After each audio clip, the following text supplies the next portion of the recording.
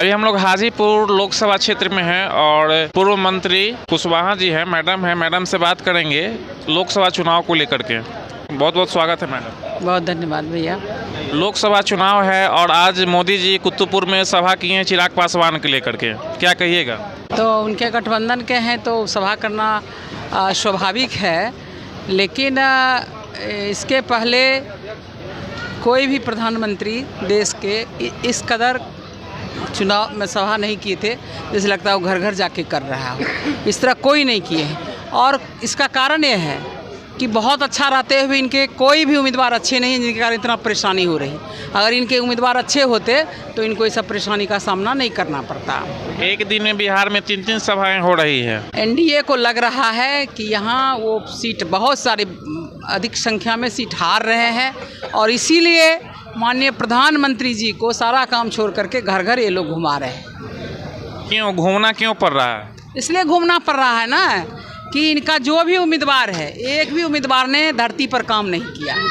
जिसके चलते क्या हुआ, मोदी जी के नाम पर सब जीत रहा है, जिसके चलते मोदी जी को इतना कठिनाई का सामना करना पड़ रहा है। अगर इनका सही उम्मीदवारों का चयन हो गया रहता तो ये फ्री रहते, घर में सोते, उम्मीदवार जीत कर चलाता।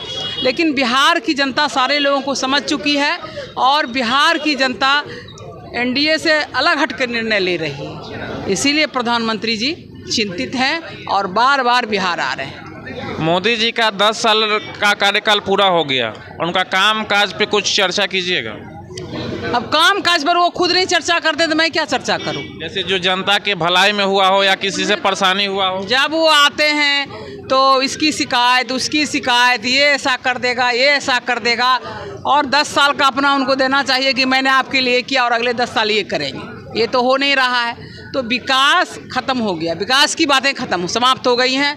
अब केवल परिवारवाद, आरोप प्रत्यारोप लग रहा है, कौन भ्रष्टाचार किया, कौन परिवारवाद, जबकि सारे उस हमाम में सारे लोग हैं, लेकिन फिर भी एक दूसरे को लोग दोषारोपण कर रहे हैं। आज की सभा में उन्होंने कहा कि 2040 तक हमारा जो भी भारत का लोग है 140 करोड़ जनता, वो हमारी वारिस है और यहाँ का आरजेडी प्लस कांग्रेस जो लूट घसूट करके और परिवारवाद को बढ़ावा कर रही है, और हम चाह रहे हैं कि पूरा समाज, पूरा जो देश का लोग है 140 करोड़, वो हमारा वारिस है। जी तो अच्छी बात है ना, गोद ले लेना, पर गोद लेने से नहीं होता है, पालन पोषण करने से होता है ना। आप ले लिए और आप 5 किलो अनाज बांट रहे हैं, आप 5 किलो अनाज दे रहे हैं, भिक्षा क्यों दे रहे हैं? आप शिक्षा दीजिए। 140 करोड़ जनता रहेगी आपके साथ, लेकिन उसे भिक्षा नहीं चाहिए, उसे शिक्षा चाहिए, और शिक्षा देंगे तो रोजगार मिल जाएगा। उसको हेल्थ चाहिए। बोलने से कुछ नहीं होता है, करने से होता है। हाजीपुर लोकसभा में जनता को क्या संदेश देना चाहिएगा? मैं हाजीपुर लोकसभा की जनता से कहना चाहूँगी कि इस लोकसभा क्षेत्र से बहुत बड़े बड़े नेता जीते हैं और ये किसी का विरासत नहीं है।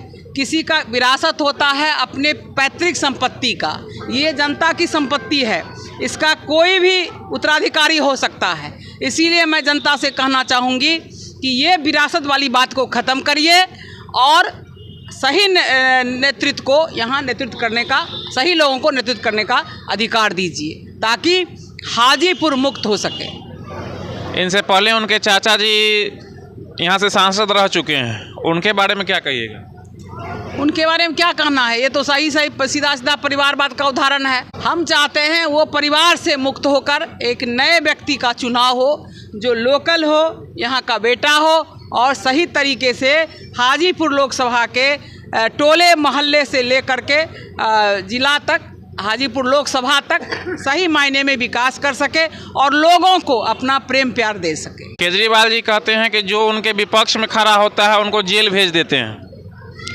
अब लगता तो यही है, जो सामने देख रहे हैं उसे तो यही लगता है। लोकतंत्र की हत्या हो रही। अब जनता जागरूक है, लोकतंत्र की हत्या नहीं होने देगी। यहाँ पे विरासत का बात हुआ तो रामविलास पासवान जी हैं, उनके भाई हैं, उनके बेटा हैं, इसको क्या देखते हैं? यह परिवारवाद नहीं है क्या? परिवारवाद तो इसलिए हमने कहा कि परिवारवाद सब परिवारवाद में लीन है, भ्रष्टाचार में भी सब लीन है। इसको मुझे पूरा विश्वास है कि हाजीपुर लोकसभा की देवतुल्य जनता इस चीज़ से इस बार मुक्ति दिला देगी। यहाँ के मुख्यमंत्री नीतीश कुमार जी हैं और बार बार पार्टी आरजेडी में थे और लोकसभा चुनाव आने से पहले बीजेपी में आ गए हैं। इन पर क्या कहिएगा? देखिए, इन पर कहने से तो उनकी हालत खुद ख़राब है। कोई भी अगर ऐसा करता है तो खुद छवि खराब होती है। अपने सारे जीवन का यश पुण्य उनका स्वयं खत्म हो रहा है, तो उस पर क्या टिप्पणी किया जाए। बिहार में नीतीश कुमार के बाद अगला मुख्यमंत्री किनको देखना बिहार के लोग ज़्यादा पसंद करेंगे? बिहार देखिए, विधानसभा चुनाव होगा, अभी तो लोकसभा चल रहा है, इसलिए इस पर चर्चा का कोई औचित्य नहीं बनता है।